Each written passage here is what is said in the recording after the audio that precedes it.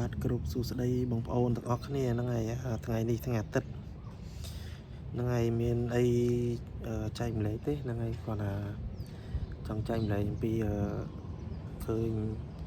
មករយៈប្រហែលឆ្នាំចុងក្រោយហ្នឹងដូចជានិយាយទៅវាជាការរីកដុះដាលនៃប្រព័ន្ធអ៊ីនធឺណិតsocial media អញ្ចឹងធ្វើឲ្យប្រជាជនយើងឥឡូវគាត់មានទទួលបានព័ត៌មានថ្មីច្រើនថ្ងៃនេះខ្ញុំចង់និយាយពីការដាក់ឆ្នោត DV ទៅផ្សងសំឡាងនៅសំណុំឡានទៅរស់នៅអាមេរិកអញ្ចឹងណាហ្នឹងហើយគាត់ថាសម្រាប់ខ្ញុំក៏ខ្ញុំបានធ្លាប់ដាក់ដែរអញ្ចឹងខ្ញុំដាក់ជាងប្រហែលឆ្នាំហើយដូចជា3-4 ដងដែរតែពីមុនឡើយការដាក់ឆ្នោត DV ហ្នឹងដូចជាការខ្ញុំនៅរៀនហ្នឹងជំនាន់2000ប្រហែលនេះ2011ហ្នឹងចានឹងរៀនសកលដូចជាធ្លាប់មានខាងសាលាគេយកជាกระดาษពាក្យទៅឲ្យយើងពេញឥឡូវហ្នឹងឆ្នោត DV ហ្នឹងមកដល់ឥឡូវគេដាក់តាមអនឡាញទេអញ្ចឹងបងប្អូនយើងអាចទៅថតរូបនៅកន្លែងនេះទៅគេមានຂະຫນាតរបស់គេប្រាប់គេថាថតកន្លែង studio របស់គេអញ្ចឹងណាកន្លែងថតរូបប្រាប់គេថាថតដាក់ DV អញ្ចឹងគេថតឲ្យយើងអាច apply DV នៅក្នុង website DV program របស់ទូតអាមេរិកនៅក្នុងយើងអាច search នៅក្នុង Google បានអញ្ចឹងណាហ្នឹងហើយថ្ងៃនេះគាត់ចង់ចែកម្លែកទេថាឆ្នោត DV ឥឡូវដូចជាគេអត់ទាន់បានប្រកាសថាបើកទេចូលទៅដូចអត់ទាន់បានឲ្យយើង entry ឆ្នោតថ្មីហ្នឹងទេvì ឆ្នាំទៅមិញអីដូចជាថ្ងៃ2ថ្ងៃ3ឬក៏ថ្ងៃយូរអស់ថ្ងៃ6គេបើកឥឡូវដូចជាថ្ងៃ10 11ដូចជាមិនតាន់ឃើញបើកទេហ្នឹងហើយអ្វីដែលខ្ញុំចង់ចែកម្លែកហ្នឹងគឺតាក់ទងទៅនឹងការរស់នៅមិនថានៅទីណាទេនៅប្រទេសណាក៏ដោយនៅអូស្ត្រាលីនៅញូហ្សេឡង់នៅអាមេរិកក៏ដោយនៅស្រុកខ្មែរក៏ដោយ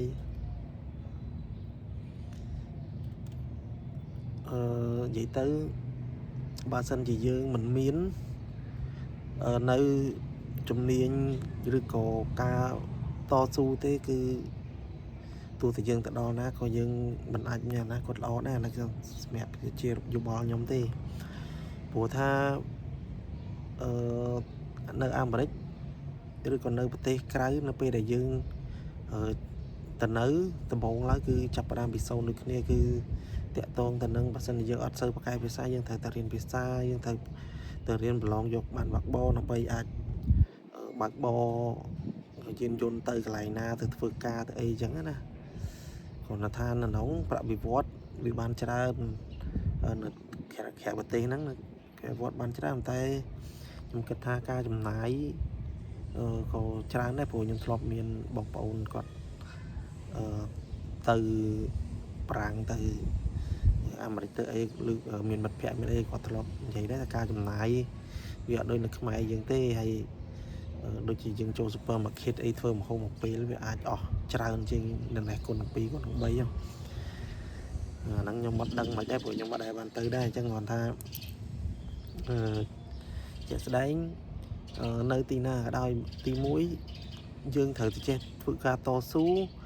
ត្រូវតែមានជំនាញត្រូវតែមានចំណេះអញ្ចឹងបើសិនជាយើង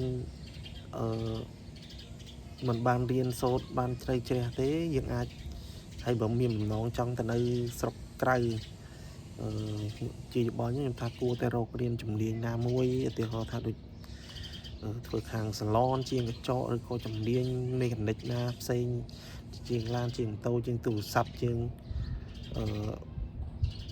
ជួសជុលចេះយើងចេះជួសជុលមិនសិនតិចមិនសិនបោកអាវអីហ្នឹងអាហ្នឹងយើងអាចទៅដល់ហ្នឹងយើងអាចស្រួលក្នុងការរកការងារធ្វើឬក៏អាចរកចំណូលបានអញ្ចឹងណាជាក់ស្ដែងទៅឥ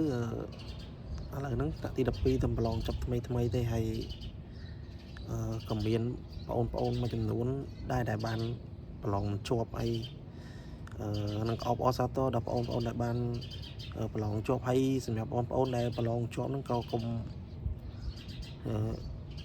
មានអារម្មណ៍ថាខ្លួនឯងហ្នឹងអស់សង្ឃឹមអីមិនទេព្រោះសម័យនេះហើយដូចខ្ញុំលើកពីដើមចឹងឲ្យតែយើងមានជំនាញច្បាស់លាស់យើងអាចទៅរៀនវគ្គខ្លីរៀនយកជំនាញជួសជុលយកជំនាញមេកានិកណាមួយហើយយើង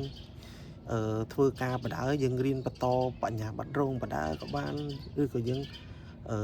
ចង់ទៅរៀនអាទី12ដើម្បីប្រឡងសញ្ញាបត្រឡើងវិញក៏បានតែយ៉ាងយោបល់ខ្ញុំថា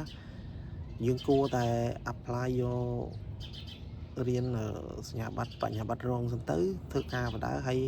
ដល់គេប្រឡងណាត់ទី12យើង apply ប្រឡងម្ដងទៀតទៅអាហ្នឹងគេហៅអីនេះដូចជាកាយស្វ័យរិនចឹងខ្ញុំអត់ទៅចាំពាក្យហ្នឹងដែរអញ្ចឹងកុំឲ្យយើងខាតពេលក្នុងជីវិតព្យាយាមអនុវត្តអញ្ចឹងទៅក៏ល្អដែរហើយមិនថាយើងទៅនៅស្រុកណាទេហើយបើសិនយើងចេះយើងអត់ចិលលួយអូកូនមួយអាហ្នឹងទោះតែយើងទៅនៅដល់ឋានសួគ៌ទៀតក៏នៅតែពិបាកដែរអញ្ចឹងទីយោបល់ខ្ញុំទី1យើងគួរតែមានចំណេះមានជំនាញហើយមួយទៀតនឹងភាពការអត់ធ្មត់តស៊ូព្រោះយើងនៅប្រទេសយើងនិយាយភាសាយើងអ្នកខ្លះនៅតែពិបាកផងតម្រាំតែយើងទៅប្រទេសគេយើងនិយាយភាសាគេប្រើប្រាស់ជីវិតតាមបែបគេទៀតអាហ្នឹងខ្ញុំគិតថាបើសិនជាយើងមិនចេះតស៊ូទេបើសិនជាមានឱកាសបានទៅហើយក៏វេទនាដែរសម្រាប់អាហ្នឹងសម្រាប់អ្នកខ្ជិលអញ្ចឹងហើយសម្រាប់អ្នករសាគេទៅគេច្បាស់ជាជោគជ័យហើយហ្នឹងហើយជូនពរថាឆ្នាំនេះជូនពរបងប្អូនយើងដែលដាក់ឆ្នោតទៅនៅអាមេរិក DV program សម្រាប់ឆ្នាំ2027ហ្នឹងជោគជ័យទាំងអស់គ្នាណាហើយបើសិនជាមានចម្ងល់អីសួរទៅទៅនឹងឆ្នោត DV ហ្នឹងអត់ចេះអត់អីអាច comment សួរខ្ញុំបានខ្ញុំអាចចេញជាវីដេអូហើយព្យាយាមបកស្រាយខ្លះព្រោះដោយសារអានេះមិនមែនខ្ញុំដាក់ជាប់ខ្ញុំទាត់ជាប់ដោយដូចតែគ្នាគាត់ថារបៀបរបបនៃការប្រើប្រាស់ website email អីអាហ្នឹងខ្ញុំចេះខ្ញុំយល់បានច្រើនដែរអញ្ចឹងណាហើយសម្រាប់បងប្អូនណាក៏អត់យល់អីអាហ្នឹងអាចសួរខ្ញុំបានហើយព្យាយាមរៀនដាក់ខ្លួនឯងទៅមិនបាច់ពឹងគេដាក់ឲ្យទេព្រោះពឹងគេដាក់ឲ្យគេឆាយសេវាឆាយអីហើយបើមិនជាប់ទៅវាស្ដាយលុយអូខេថ្ងៃហ្នឹងវីដេអូមានតែប៉ុណ្្នឹងអរគុណច្រើន